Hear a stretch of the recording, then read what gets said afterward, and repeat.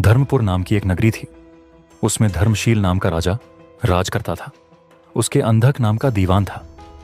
एक दिन दीवान ने कहा, महाराज, एक मंदिर बनवाकर देवी को बिठाकर पूजा की जाए तो बड़ा पुण्य मिलेगा।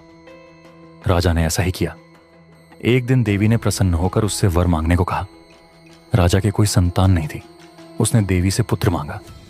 देवी बोली, अच्छी बात है, तेरे बड़ा प्रतापी पुत्र प्राप्त होगा। कुछ दिन बाद राजा के एक लड़का हुआ। सारे नगर में बड़ी खुशी मनाई गई। एक दिन एक धोबी अपने मित्र के साथ उस नगर में आया। उसकी निगाह देवी के मंदिर में पड़ी। उसने देवी को प्रणाम करने का इरादा किया। उसी समय उसे एक धोबी की लड़की दिखाई दी जो बड़ी सुंदर थी।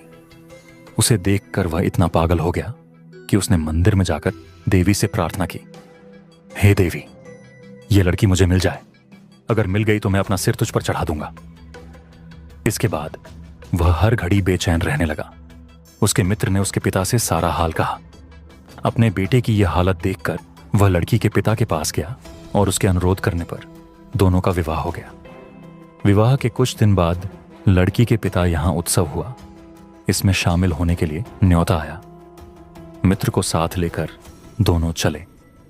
रास्ते में उसी देवी का मंदिर पड़ा तो लड़के को अपना वादा याद आ गया।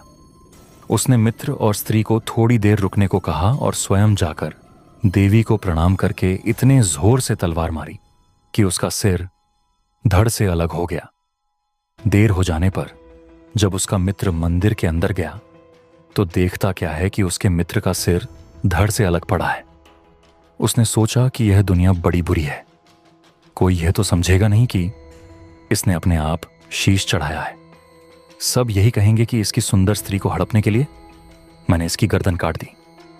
इससे कहीं मर जाना अच्छा है। यह सोच उसने तलवार लेकर अपनी गर्दन उड़ा दी। उधर बाहर खड़ी खड़ी स्त्री हैरान हो गई तो वह मंदिर के भीतर गई। देखकर चकित रह गई। सोचने लगी कि दुनिया कहेगी यह बुरी औरत होगी, इसलिए दोनों को मार आई इस बदनामी से मर जाना अच्छा है। यह सोच उसने तलवार उठाई और जैसे ही गर्दन पर मारनी चाहिए कि देवी ने प्रकट होकर उसका हाथ पकड़ लिया और कहा, मैं तुझ पर प्रसन्न हूं, जो चाहो सो मांगो। स्त्री बोली, हे देवी, इन दोनों को जिंदा कर दो।